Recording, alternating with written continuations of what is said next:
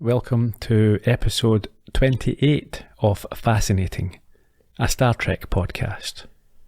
The City on the Edge of Forever. In this week's episode, a delirious McCoy stumbles through a portal that gives access to all of history, forcing Kirk and Spock to follow and prevent the Doctor making crucial changes to the timeline. With the existence of the Enterprise itself at risk, the Captain must make crucial decisions. But can he allow his head to rule his heart, or will his personal feelings put the future at risk?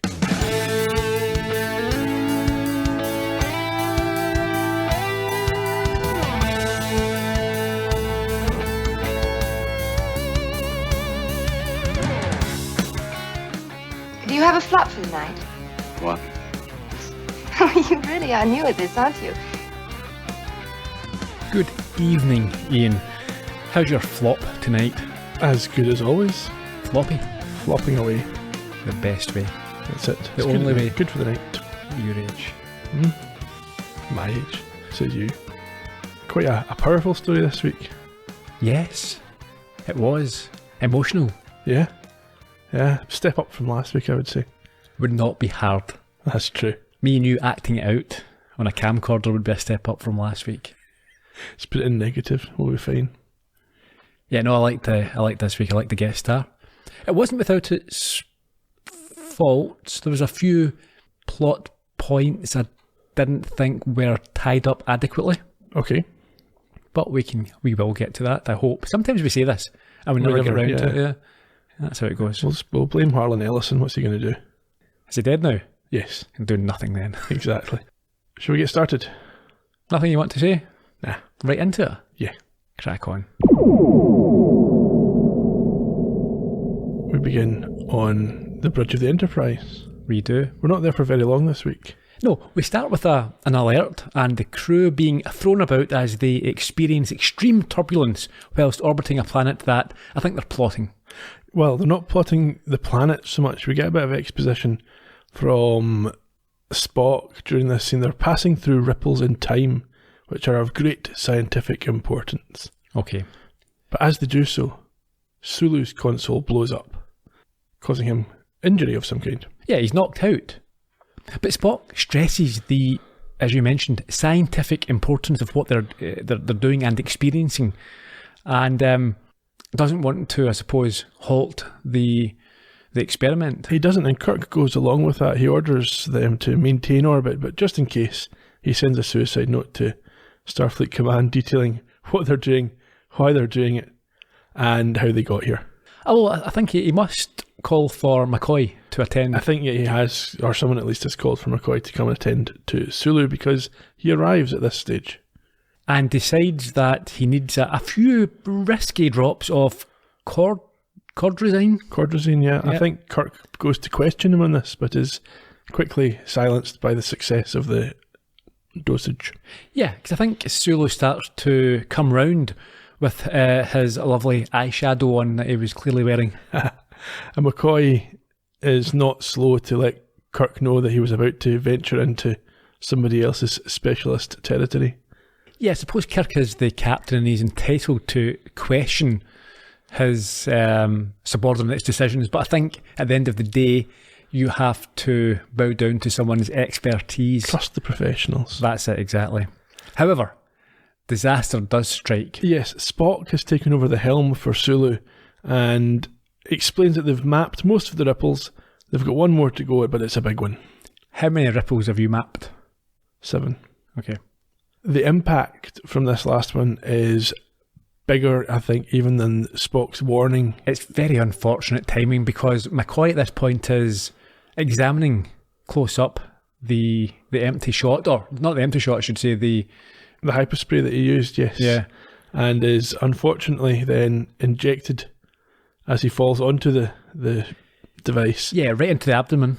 With a massive dose of cordrazine, which, as Kirk explained earlier, is only safe in very small doses. Yeah, this turns him into a sweating maniac, and he starts shouting about assassins and killers who are, well, I think he's calling the rest of the crew this. Well, he certainly says they exist. Whether it's individuals he's naming, I don't know. But he runs off to the turbo lift before anyone is quick enough to stop him. This is followed by the customary credits and then a captain's log, a supplemental. Yeah, we don't get the star date. We're immediately into a supplemental captain's log. Well, what does this inform us about? Well, he tells us about the dosage of cordrazine, 100 times the amount that would save a man's life. That sounds fatal to me, to be fair. I think the issue is they don't really know, which seems crazy when they're administering it to people. This is one of the points that I referenced earlier, and we will get to an unsatisfactory conclusion to this. However, anyway, we don't know what's going to happen with McCoy, is what Kirk says. I think he's on the loose in this crazed condition. He, as we find out very shortly, is on his way to the transporter room. Yes, he enters with wild eyes before I like this, very easily karate chopping. I think there's two, one to the lower back, one to the sort of trapezium, the top of the shoulders. Well known to take a man down. Yeah, I think we've discussed this before. It's very 60s, quite James Bond as well. I've never in real life seen anyone being in any way, not even like knocked down. It's even if someone done that to your back, you might hurt a little bit. Yeah. I think it's stylized. It's because they didn't want to show actual punches. Sure. So this is meant to substitute for actual violence. McCoy beams himself. I think we saw. Was it last week? Yes, we saw the guy last week beam himself down and said, did that happen before? But McCoy does it as well here, so it must be possible. Yeah, and we see him taking his phaser or the other chap's phaser. Yeah. Meanwhile, up on the bridge, Kirk and Spock are discussing the possible symptoms that McCoy will be experiencing. Well, I think does Kirk not tell Spock at first that he's spoken to medical and they have no understanding of the long-term prognosis of the condition? Yeah, this seems very dicey to me. Why? Why are they going around giving it to Sulu, for example, when they don't know how it performs at different dosages? Well, surely there's been research done into this. No, I mean, in know fairness, what's safe and what's not safe. No, I mean, if you take something that's 100th of what, no one's researched what would happen if you gave someone 100 times it. That's what I'm saying. Yeah, why not? Why was that not part of the testing procedure? But that's like saying, we have some chemotherapy or some sort of radiation treatment, but we're not sure what would happen. You're not going to give someone 100 times the dosage. No, you don't have to do it to get an idea of what would happen, surely. And you know that if you give someone 100 times the amount of chemotherapy, it would fry all their internal organs and they would die. Yeah, you would know that. So this, all you do is you assume that's what would happen. You assume the worst, don't you? And you don't give someone 100 times what's required. I would have thought there would be more rigorous testing required. I'm guessing perhaps that's how they got to that few dosages, was that they gave someone, say, 5 times as much and they died. So and they kept bringing it. They kept bringing it down, and they're saying, well, we know that 5's dodgy, so 100, we don't need to worry about that. It's definitely bad for you. Although, turns out not to be that bad. Yeah, it's fine. It's just like getting drunk. Yeah. Anyhow, Spock and Kirk are informed at this point by security that the transporter chief's been disabled somehow and McCoy is beamed down to the surface. Yeah, before they find that out, we've skipped over.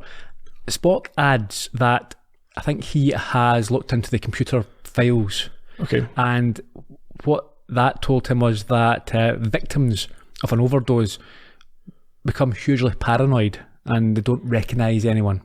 So that they've got some understanding of, I suppose, an overdose, but not to that extent. Okay.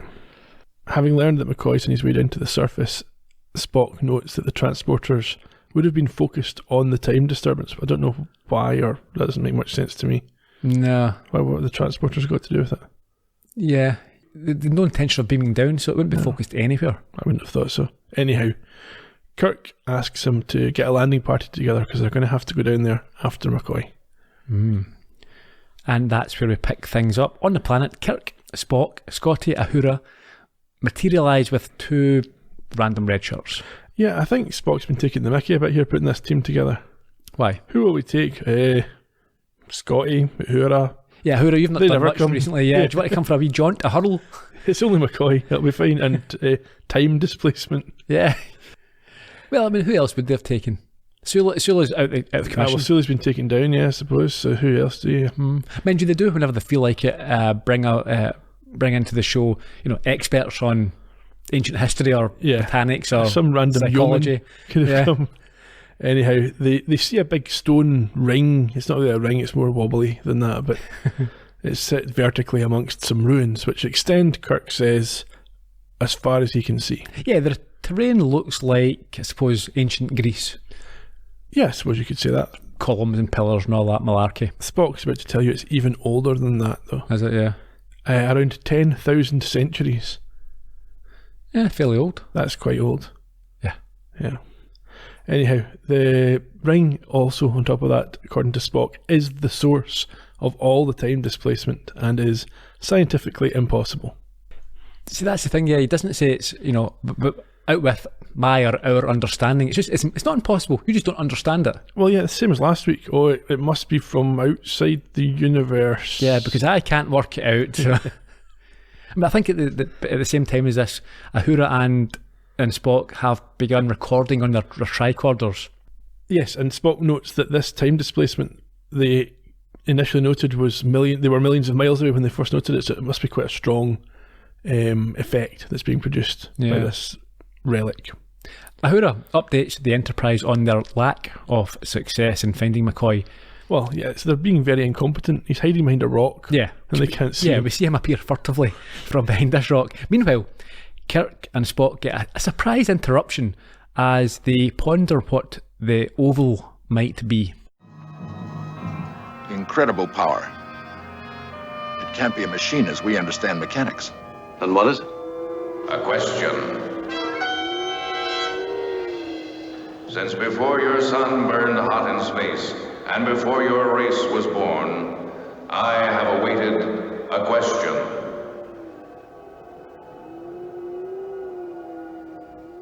What are you? I am the guardian of forever.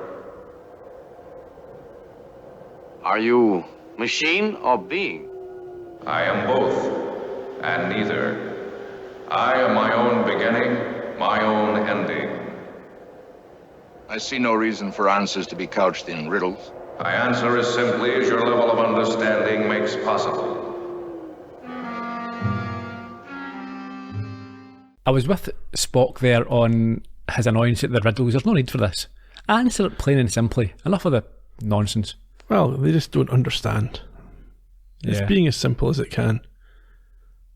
You see, we're seeing these tropes and you can appreciate why it's the writers of the show don't want to have to explain anything in depth. So it's always just a case of never mind, it's too complicated. Move along. Yeah. Just accept it. I like the fact it called Spock's science knowledge primitive.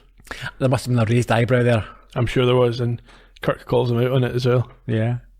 We cut to McCoy heading from Scotty before returning to Spock, who suggests that the structure is a time portal and is taken aback when it confirms that he is correct enough based on his primitive scientific knowledge, which, as you mentioned, I think amuses. Kirk always likes it when Spock is shown up to be, or is made to feel that he's not not the smartest. Yeah. Yeah. At this point, we start to see historical images appearing in the middle of this ring. Yeah. For something so far in the future and so advanced, it's like a very old-fashioned, terrible TV picture. But yeah, it's contemporary for that time. So he couldn't remaster it. There's no It's enhancements. presenting it in a way that Kirk and Spock would understand it. No, but Kirk and Spock are from the future. This is not someone from the 60s That's watching the it. best they can understand the 60s. Yeah, obviously. They've only ever seen it in black and white, so... Yeah. Anyway, this footage I think is of ancient Egypt and Roman times and things like that, isn't it? Yeah, and we see McCoy again appear yelling about killers and assassins, but he's very quickly subdued. Yeah, the old nerve pinch from Spocky Boy. That's that problem dealt with. Kirk then has an idea. It's a stupid idea. It's a very stupid idea. It's if there was ever an example of taking a sledgehammer to crack a nut, that's what this idea is. Indeed. Especially as we've already discussed and they accept they don't know what the damage is. They have no understanding. They should just try and bring them back up, get other medics there to investigate, probe, look for antidotes, etc. But no. No, they think that... So what's his idea? Maybe we should use this incredibly powerful relic that we have no real comprehension of to go back a day and stop McCoy injecting himself. Crazy. You're just asking for trouble. Everything that happens is a result, again, we've mentioned before, and I specifically have of Kirk's sometimes atrocious decision making as a captain. And this is one of them. At the very worst, McCoy has to die. Okay. You should not be taking him back in time. You should be risking the fact that he might die, but you know what? That's one person we cannot risk disrupting. We don't even know what will happen yet. Yeah, but you're messing about with time travel. You don't do it. Kirk asks the Guardian, can you slow down a bit so we can just go back a day? And it says no. No, I said, don't be silly. I'm showing you the whole of time. How? It's like, I've been set to this speed. I'm very sorry. This is how it has to be. We don't have a fast forward or... Yeah. Kirk becomes almost compelled by these images. He's kind of staring into the ring as Spock notes that, crap, I should have been recording this on my tricorder. Yeah. However, things take a turn as McCoy awakes from his pinch and manages to break free and run and jump through the portal himself. He does. And this causes the landing party to lose contact with the Enterprise somehow. Yeah, well, to me, that makes sense. So he's jumped through there, changed history, and therefore the Enterprise no longer exists, or certainly it doesn't exist. It's not there, yeah. Yeah. The Guardian explains that it's worse than that, though. Well, they're trapped there alone. And their entire lives didn't happen. Their history is changed, and the world, or the universe they knew, does not exist. We can see them all take in the enormity of what has happened. And Uhura being a pitiful woman. Yeah, she's frightened. Help me, I'm very scared. Yeah. I'm just a lady. Kirk's like, I'm not scared. We men will resolve this. Yes. We then get a dateless captain's log because time does not... That's Kirk being a little bit silly here, isn't he? Mm. He could just give the stardate it was. He's emphasising the point, yeah. Time no longer is existing. This is how serious it is. He explains that McCoy, back in the past, has effected some kind of change in the course of, or the passage of time, and all of Earth's history is gone, or it's different. Back on the planet, Spock apparently was recording just at the time when McCoy jumped through and is confident that he can predict within a month, maybe a week, when they should jump themselves. And Kirk tells him to make sure that they arrive before. Obviously, it'd be pointless to arrive after McCoy. This was... Yeah. The Guardian's quite helpful here. It says, yeah, sure, if you fix history, we'll bring you back.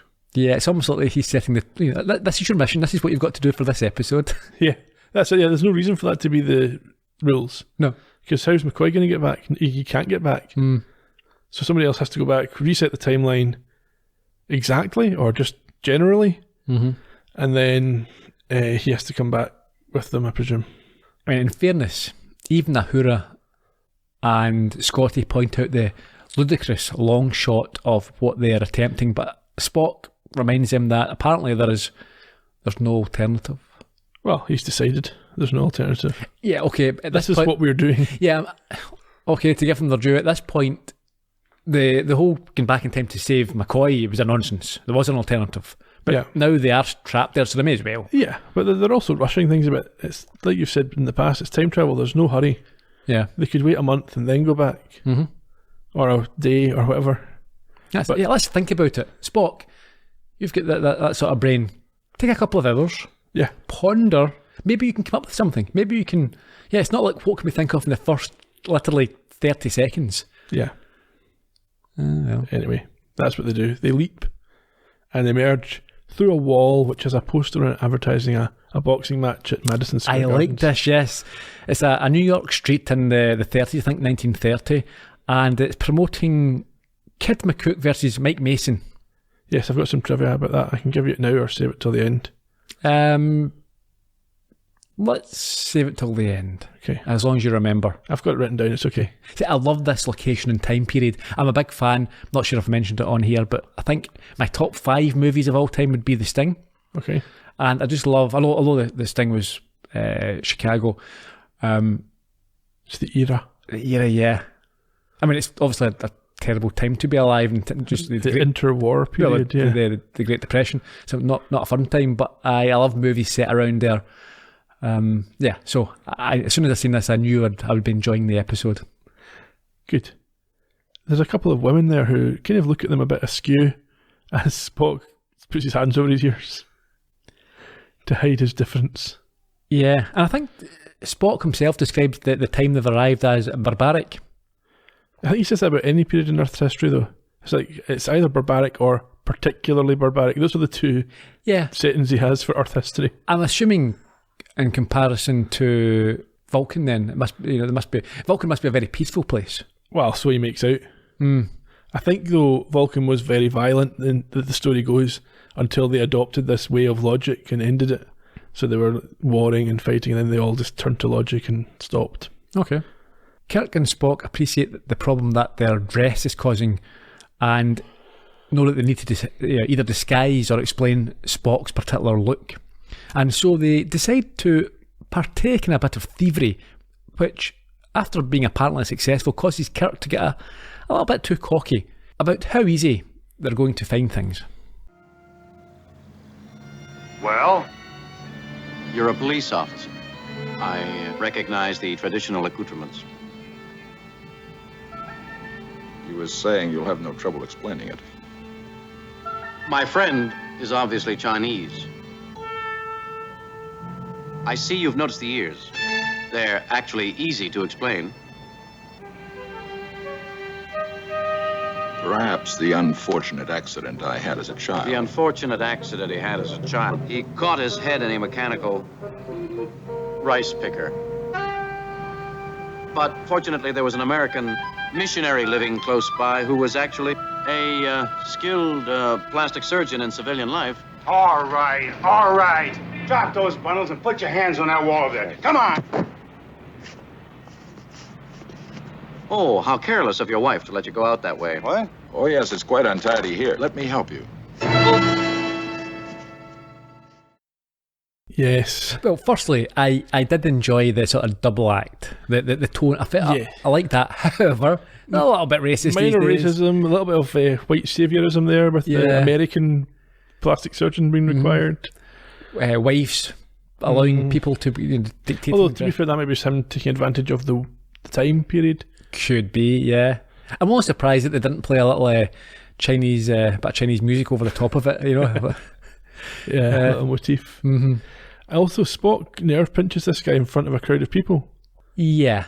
Although, if you're accepting that in this universe you can karate chop someone, then surely the pinch... I think the pinch would do more damage in real life than that little chop. If you grab someone, that would the muscle. Yeah, it'd be very painful. You could certainly, maybe not knock them out, but you could certainly make them fall if you were able to grab it hard enough. Maybe. It's not quite what he's doing, but yeah. Yeah. Anyhow, they run off with the clothes that Kirk had stolen. Yeah, there's police whistles. And they nip down an alley, which we've probably seen before, behind the 21st Street mission. Yes. And make their way into the cellar. The basement. The cellar. The basement. A bit under the ground level. Floor -1.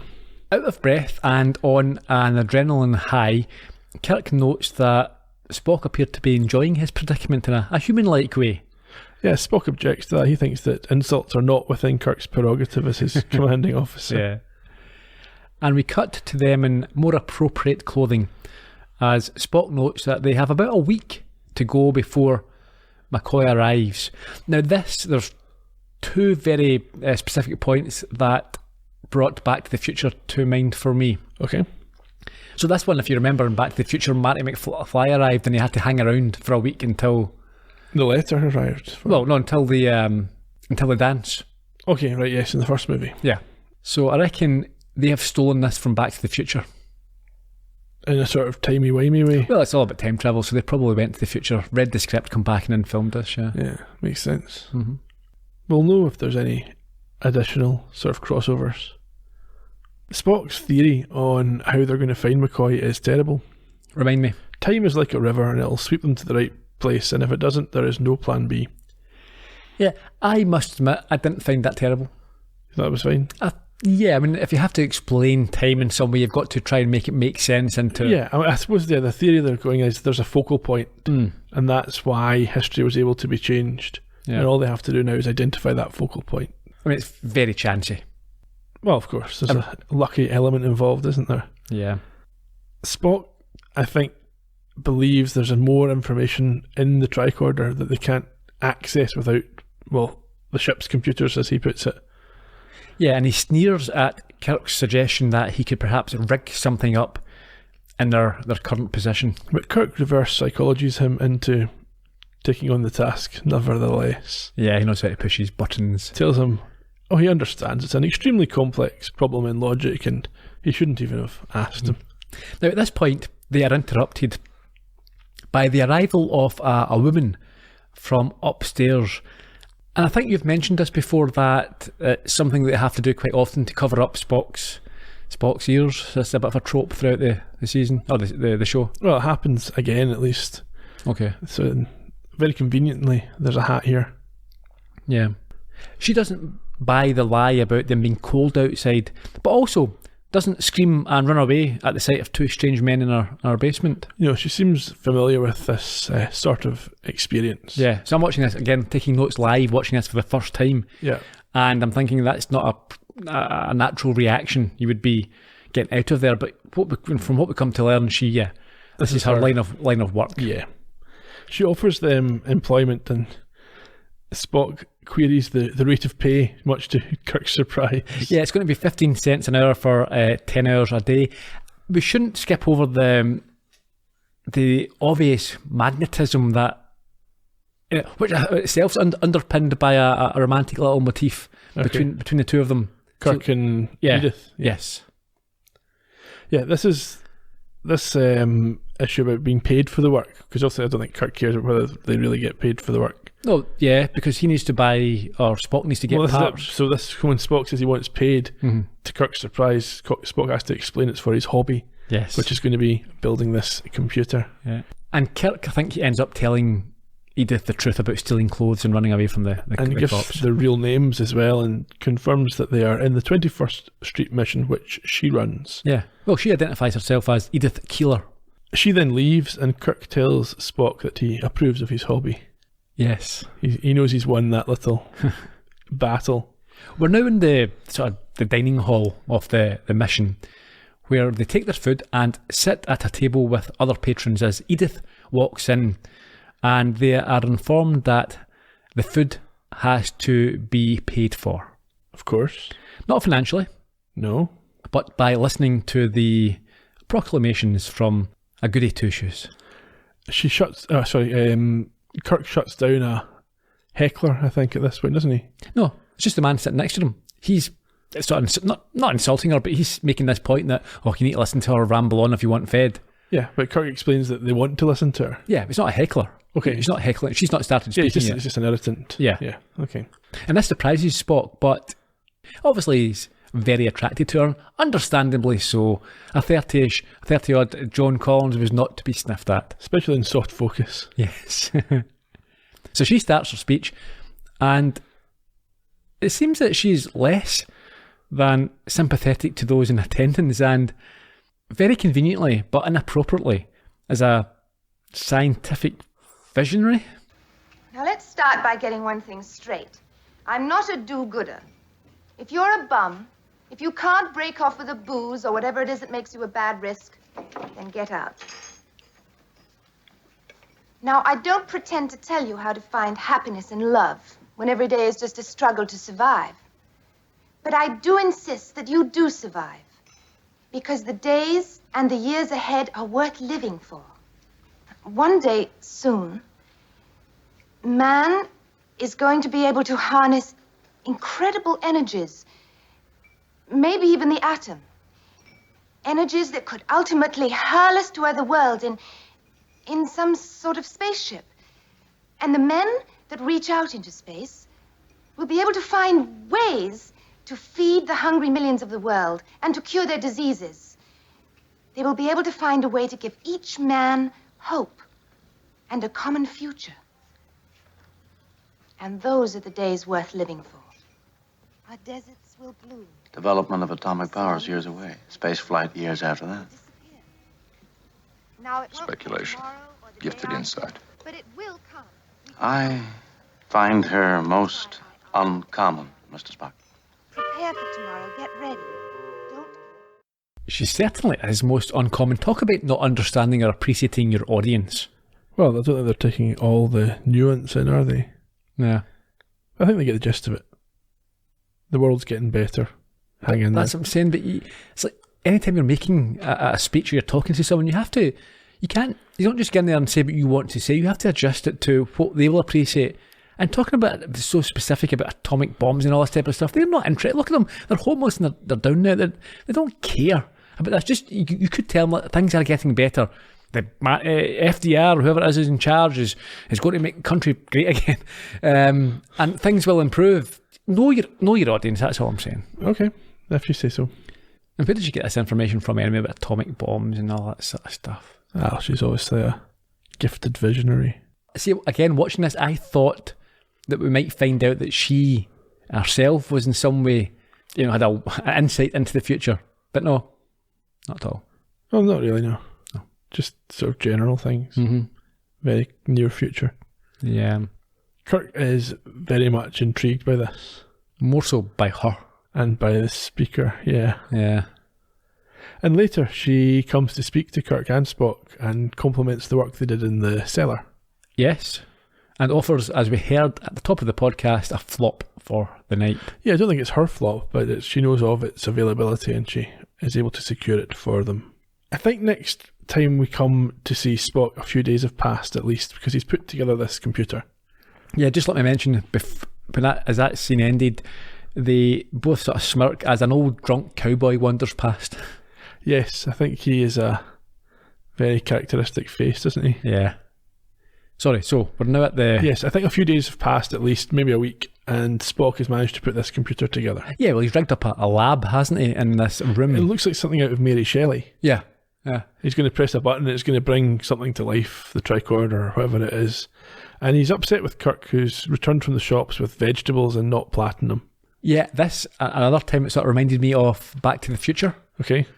When Marty goes back to the 50s and he mentions the fact that you only need some plutonium to get it working again. Doc's obviously shocked, astounded at that sort of casual request for something so hard to come by. Yeah. Kirk explains to Spock at this point that they've spent all their money on these vegetables and therefore can't afford any plutonium. They can offer him a hard roll. That's it. Spock says that the equipment he's being made to work with is barely any further on than stone knives and bear skins. And he repeats this claim to Edith when she comes to see them. But Kirk reminds him that McCoy will be along soon and that there are no guarantees they will meet. Therefore, Spock must get things working. Well, absolutely, just to find out what the focal point is. Yeah. Edith is there, I should say, to offer them more work. But I think they have to respond immediately. Yeah, but she is distracted by the equipment in the room, but doesn't seem perturbed by Spock's semi-sarcastic response. I think he calls it a mnemonic memory cell. Yeah. And like I say, he repeats his reference to knives and bearskins. Uh-huh. Again, I just had a Back to the Future vibe. When Clara Clayton, she is not put off by the Doc's ravings. He's interested in science fiction, and she too is a sort of kindred spirit. I very much felt that okay. here. Yeah. Speaking of Back to the Future, we begin the next scene with some men fixing clocks. We do, yes. Kirk and Spock are sweeping up, and they note a couple of guys who have got their tools out on the aforementioned clocks. And we cut briefly later to Spock as he tries to open the combination lock that houses them. Edith's very disappointed in them. Yeah, later on in the basement. They've obviously been caught. Well, she's found that they've been stolen and knows who must have taken them. How would she find out they've been stolen? So the guys would obviously have reported them being stolen. They must have come back. Why? They've locked up. If they've left them for the night, maybe they didn't mean to leave their tools. They've come back to take them away. Not satisfied with that. We could have seen how they end up getting caught. Don't think it's important. They get caught. Makes them look stupid if they can't even steal some tools without getting caught. Yeah, she's not buying Spock's explanation that he would have returned them, but she does buy it when Kirk repeats it. Yeah, and this I wasn't, it's Kirk basically it says... if she says it, it's true. Yeah. It's a little bit like Star Wars. Well, when the first one is that Obi-Wan Kenobi uses the Force, doesn't it? To, the Stormtroopers come up. Yes, these are not the droids you're looking for. That's the one I'm thinking of, yeah. See, I know my sci-fi these days. Yeah, you've been watching your Star Wars, haven't you? Yeah, well, like I say, in Back to the Future, bit of the old sci-fi. Edith's condition for accepting Kirk's word is that he walks her home. because she aye. has more questions. Oh, yeah. You're onto something there. They live in the same building, Oh, even better. just for security. She says they don't belong here, and Spock is intrigued by this. Yes, he asks where she thinks they should be, and her response is that Spock belongs beside Kirk and always has, whilst Kirk himself belongs in another place. Is that like hell? She'll figure it out, she says, eventually. Yeah. And Spock makes another comment about the furnace, and she says that the word captain is implied at the end of his statement, even when he doesn't say it. Yes. So outside, they walk along as Goodnight, Sweetheart plays on the radio from a shop, and she asks him why Spock calls him Captain. Yeah, asks if they served in the war together, and Kirk is a wee bit vague. He just says that they served together. Yeah. She asks if she can help them, and Kirk goes off on a weird spiel about a book that'll be written in 100 years by a guy from another planet, where he puts these 3 words Yeah, let me help. over I love you as the best 3-word combination. I mean, it's 100 years from when they filmed this in the 60s, so it wasn't obviously referring to, and this is the 30s, so it was obviously something in the future anyway. I thought maybe... 10 years from now. Yes. But so, yeah, it wasn't a reference to anything. No, it's another fictional thing. Mm-hmm. Apparently, this author will come from a planet that orbits the far left star on Orion's belt. Yes. And when her gaze returns from the sky, it looks like they're about to kiss as we fade to a shot of a bridge against the New York skyline. I'm assuming it's a Brooklyn Bridge. It's debatable that they'd be able to see the stars in New York City In the 30s? with the light pollution. 30s? Yeah, but still, Nah, I think they'd be fine back then. I don't know. Mm. Anyhow, Spock has by now used these clock tools. He has. And he's created a microfilm machine. A fish thing, Fish, yeah. He's read a report of Edith's premature death. This confused me slightly. What was he looking at here? Old news reports. And it just happened. Yeah, a little bit contrived. What he's trying to do, I think, is cross-reference the existing database that his tricorder had with the recordings it made after McCoy leapt into the portal. Okay. But it's not made very clear. Just then, a perky Kirk returns, and Spock tells him that he may have found their focal point in time, but that he's probably going to find it quite distressing. Kirk notes that this computer is getting a little bit overheated. Yeah, I'm not sure if Kirk sees it himself or Spock tells him, but he mentions that Edith is due to meet with President FDR in 6 years' time. Kirk reads it off the screen. Yes, he's very excited about this. He doesn't understand why Spock referred to it as being distressing, because it shows that she's going to go on to become very influential and known. Yeah, well, she's known as a slum angel. But before they can read any more, what happens? The computer explodes. Yeah, a circuit goes up in smoke and they lose the facility. So Kirk is quite buoyed by this apparently positive news that Edith has an important role to play in the future, but Spock offers an alternative future. He does, and one that's a little bit more grim. Yeah, I think he actually tells her she dies. Well, he tells Kirk that he read the obituary, but he's not sure which version of history is the truth. Yeah, he tells him it was a traffic accident in that particular version, but I think Kirk wants to believe that he must be mistaken, as both can't be true. Captain Edith Keeler is the focal point in time we've been looking for. The point in time that both we and Dr. McCoy have been drawn to. She has 2 possible futures then. And depending on whether she lives or dies, all of history will be changed. And McCoy Is the random element. in his condition, what does he do? Does he kill her? Or perhaps he prevents her from being killed. We don't know which. Get this thing fixed. We must find out before McCoy arrives. Captain, suppose we discover that in order to set things straight again, Edith Keeler must die.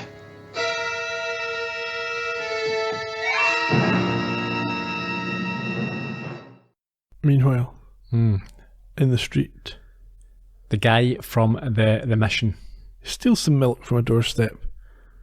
Just as McCoy materialises, shouting it again of assassins and and murderers. To be fair to McCoy, it's only a few seconds since he was last shouting about assassins and murderers from his perspective. Sure. The man drops the milk and runs off. Yeah, after McCoy demands to know from him what planet it is. Yeah, it's a strange question, isn't it? You there? And I think he says as well, I won't kill you now. If any strange man shouting about murderers tells me he won't kill me, I'm thinking he's going to kill me.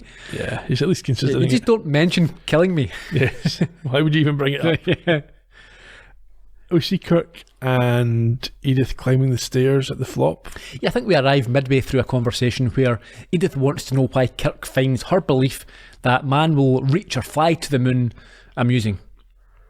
He just thinks it's funny that she's talking about it, and she says she thinks that the money wasted on war and death will soon be redirected to common goals. It's a good message. Yeah. We should be doing more of that these days. Of course. Back outside. McCoy catches up with this hobo from the mission and examines him with his two hands on the man's skull. Well, I've noted here that I can only imagine the man thinks he's about to be raped. Or killed. Well, they're not mutually exclusive. Something terrible is going to happen to him anyway. I think he grabs him round the thighs. Yeah, and also around the face. Yeah. And I think what McCoy's trying to figure out is which alien species are you that can mimic Earth like this? Yeah. And then he continues his rant and he starts talking about hospitals and medical procedures, and he collapses to the ground, allowing the man to steal his phaser and run off. And then disintegrate himself. Yeah, well, you don't mess about with technology. I hope he wasn't important. Well, that's the thing, isn't it? So the history has been changed. Yeah, They've not rectified this. Nope. Yeah. Anyhow, obviously he's not the focal point in time, so he doesn't matter as much. Nah. Back to the flop house. Kirk returns to an update from Spock that he is going to need another 2 days on his equipment. Kirk is upset at this. He thinks McCoy could be here already, and Well, he is, yeah. anxious for some kind of answer. Yeah, because it could affect Edith, and he must know if she lives or dies. Yeah, of course. We then proceed to the next morning, where there's still, I think, homeless folks sleeping in the doorways, and a town crier is, well, at least a newspaper salesperson, is trying to get the news out to people. McCoy is wandering around the street like a zombie, and he spots the mission, which he enters and compliments Edith on her coffee. He does, but he's still ranting a little bit and seems agitated, so she takes him through the back for a lie down. Yeah, unfortunately, he just misses Spock, who starts his shift behind the counter serving food. Seconds later, yes. Really unfortunate. Back at the flop house. Yeah, it's obvious that at least those 2 days have passed since Spock said he was going to work on the computer. He has more information on the changes that have taken place in the timeline. Yeah, and I wasn't too keen in the sort of message here. Apparently, McCoy changed history, and it's being blamed on, I don't know, the pacifists for Hitler winning World War II. Yes, what they're saying is McCoy saves Edith from dying. Yeah. She gets her audience with Roosevelt and persuades him not to enter World War II as the leader of a massive nationwide pacifist movement. Yeah. America delays its entry, presumably despite Pearl Harbor, I don't know. And the Germans get their atomic bomb developed first and are able to win the war. Yeah. More violence was needed. Well, Quicker violence. Spock and Kirk note, or at least Spock and Kirk note that her idea was correct, but deployed at the wrong time, apparently. This is a very right-wing position to take, isn't it? Yeah, peace is for after we've won the war. What Spock can't tell Kirk, however, is when she is to die. No. And when Kirk says he is in love with Edith, which is a nice admission. I like the character. And I think, as long as you've got a full handle on how long they've been there now, they've been there for weeks. This is not like a 2-day thing. And I think if you watch it with only one eye on the television, you might feel like this is really quick. But they've been there for weeks, and he's actually fallen in love with her. And Spock, whether it's jealous Spock coming back from the past, or whether it's just his plain assessment, insists, unfortunately, she must die. Yeah, I'm going to give Spock the benefit of the doubt here. I think it's he's assessing the situation and realises the impact of the different scenarios. So I don't think it's jealousy. Your assumption at this point is that they'll find a way to save her and stop history from being changed. No. You didn't assume that? No, because of my experience with Star Trek, I don't have a lot of recurring characters. Just kill people off. So I was quite happy to accept that, yeah, she would not be coming back. Okay. And also, because of the intense relationship and the proclamation of love, it's dead meat. There's no way this can happen. One of them has to die and it won't be Kirk. Well, you could just leave her in the past. Not after. But yeah, I suppose he could, but I was thinking she has to die. Okay. In the mission back room, McCoy wakes, presumably 3 days from when he went to sleep. And he's a bit groggy. Tells Edith who he is, and she notes that his story doesn't ring true. Yeah, he does seem to be more of his old self, however, as he places himself in Earth around 1925. So it's not a bad guess. Yeah, he's not far out. I mean, how would you know that? As a doctor, and again, how many years in the future is it the show? It's the 23rd century, so 250 years from now. 250 years from now. Now, if we went back 250 years, you wouldn't be able to tell, sort of what a decade it was by just landing in, this must be... No, but that's because time wasn't as well recorded 250 years ago. Even then, 250 years, within 5 years. Well, if you got dumped in a random decade of the 20th century, you'd be able to work out which decade it was. Yeah, I've been watching TV shows based on it, but you won't be in the future in 250 years' time. Well, maybe not. Who knows? Maybe the 20th century remains iconic through all time. Yeah. Who knows? It was when spaceflight began. It was when all the major world wars happened. It's a fairly iconic century. Yeah, but when you look back, you see people at war in uniform. You don't see them in jeans and a flannel shirt. That's true. Anyhow. It's impressive anyway. Yeah. He also tells Edith that he doesn't believe in her either when she questions his position. I think he says he's a doctor or a medical officer on the USS Enterprise, and she says he can't be in the Navy because his uniform's wrong. Mm-hmm. I think she also mentions her friend that talks of Earth like he does. Yeah, but the connection is not made, and she leaves him to go back to sleep. I think he assumes that she's referring to a psychiatrist or some sort of doctor. Yeah, probably. Back at the flop, Kirk follows Edith up the stairs and is able to save her when she trips and falls. Yeah, I think she claims that she could have broken her neck, and Kirk obviously appreciates the significance of that. Yeah, Spock disappears into his and Kirk's room as Kirk and Edith kiss at the top of the stairs. Mm-hmm.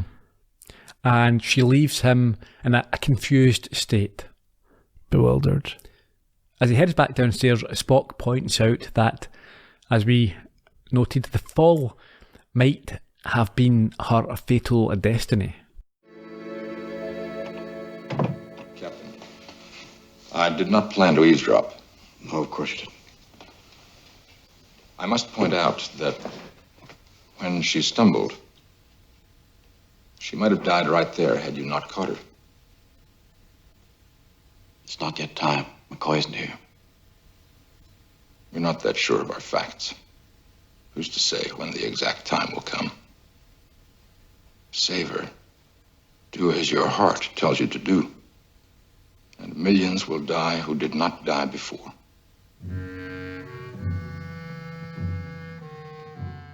In the back room of the mission, McCoy seems even better when he awakes once more and gets a bit more information from Edith about the setup there and how things are operated.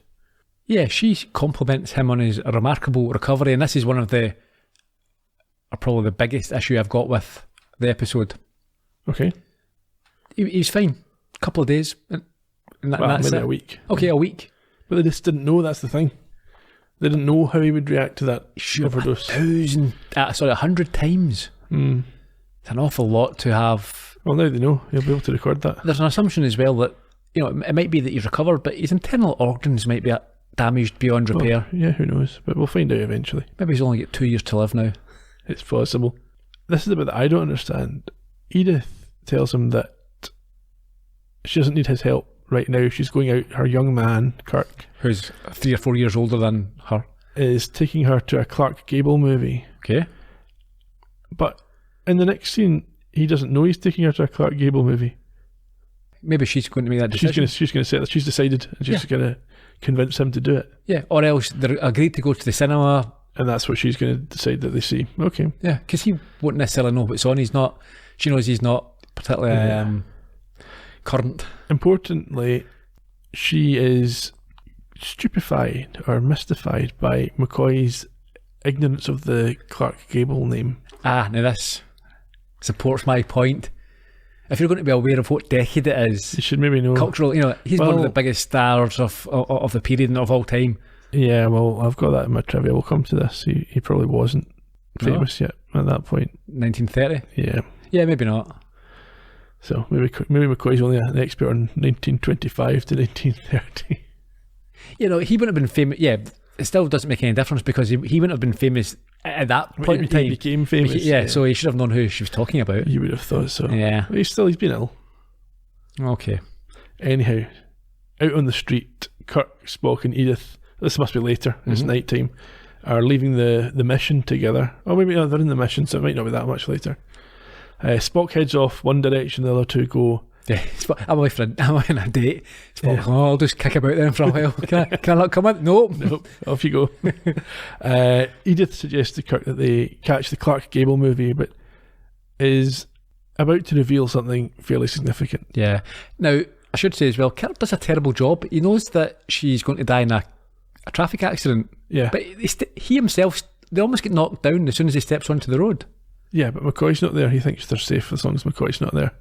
I wouldn't be taking those chances. Well, I'd he be explained extra that to cautious. Spock earlier, remember? I would still be extra McCoy's cautious. the factor that changes everything. Yeah. But you don't know he's not there. Because obviously he is here. Anyhow, Kirk, like McCoy, acts like he doesn't know who Clark Gable is. He doesn't. Which leads to Edith saying, oh, Leonard McCoy said the same thing. Ah. And there's a eureka moment for Kirk. She says he's in the back of the mission, and Kirk runs, shouting on Spock. Well, he orders her to stay where she is. Yes. Don't move. He runs back across the road, shouting to Spock that McCoy is here. Yes, and as he does so, McCoy comes out of the mission and they greet each other like old friends. Well, they are old friends and they hug and embrace each other. Now, hearing this, and what obviously following him across the road, Edith is intrigued, wants to know what's going on, and she starts to disobey the order. Make her way back, and of course, we see the headlights like a coyote train coming at her. Yes, and Kirk realises he could stop this from happening. Well, his instinct, his natural reaction, his first reaction is he takes a few steps forward to do that. Yes, like Spock shouts at him no, effectively. He turns and is able to block McCoy from also stepping out to save her. Yes, so he actually prevents McCoy saving her. We hear the screech, we hear a bang, and we cut to the lifeless body of Edith lying on the road. McCoy is very upset. Well, he's angry. He tells Kirk that he deliberately stopped him from saving her. Does he know what he's done? And very poignantly, Spock confirms that he does indeed know what he has done. Quite somber. I like that. I liked how they handled this. Yeah, it was heartbreaking. Yeah. It's a pretty sad end to an episode. It was, yeah. They, at this point, are returned to the Guardian, apparently only moments after having entered. Which would make sense, yeah. Spock reports their success, but Kirk is visibly upset, telling the others that they should get the hell out of there. Yeah, well, I think there's a moment where they're not sure what the next, what his order's going to be. I think he's asked, will we beam up? And he pauses and as if he's thinking about it.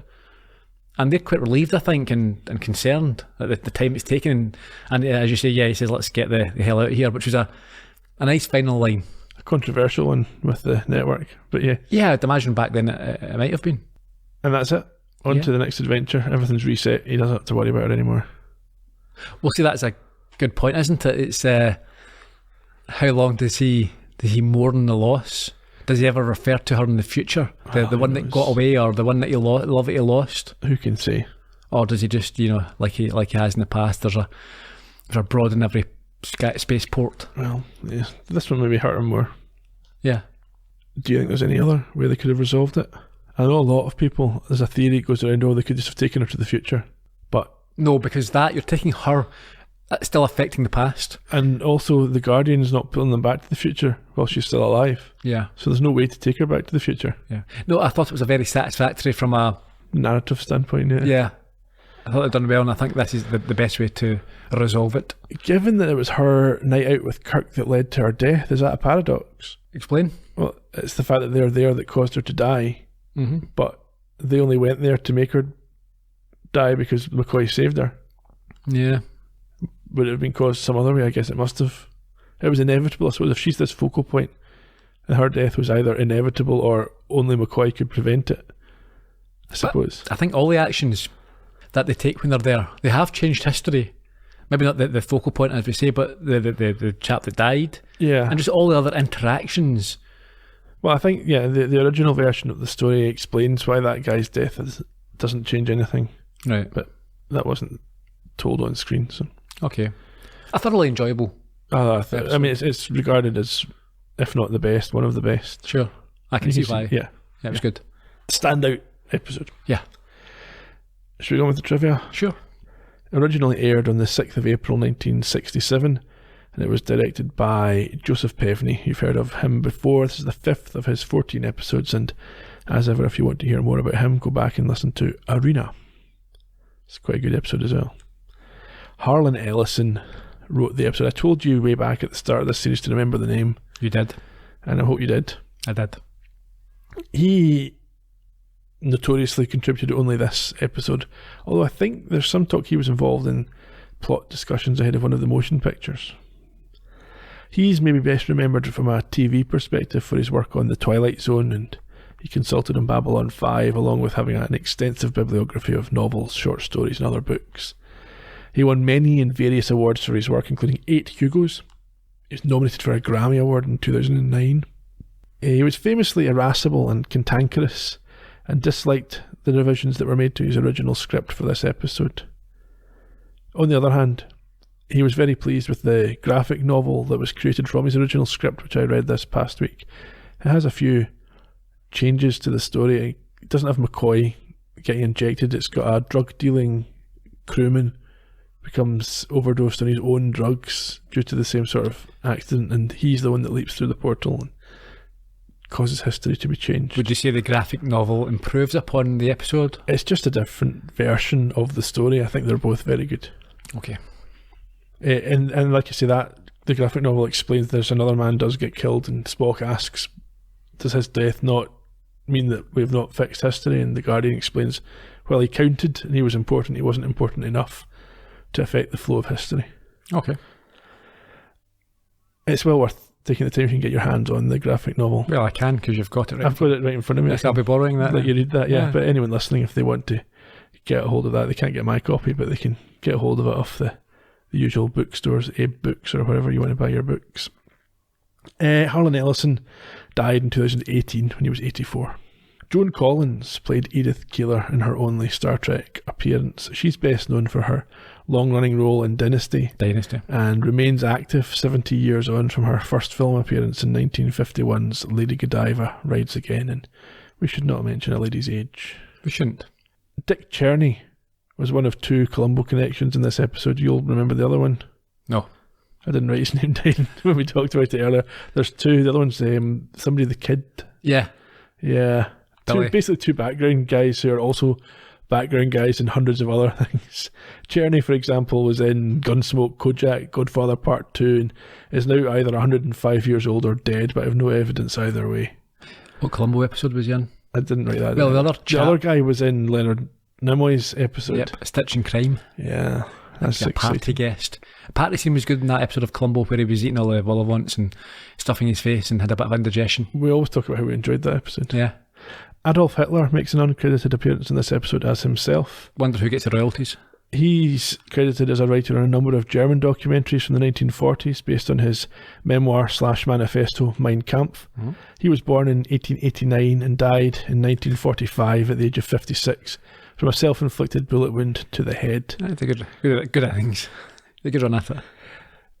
As I said, this is generally considered one of, if not the single best episode of Star Trek on any platform, like any of the series.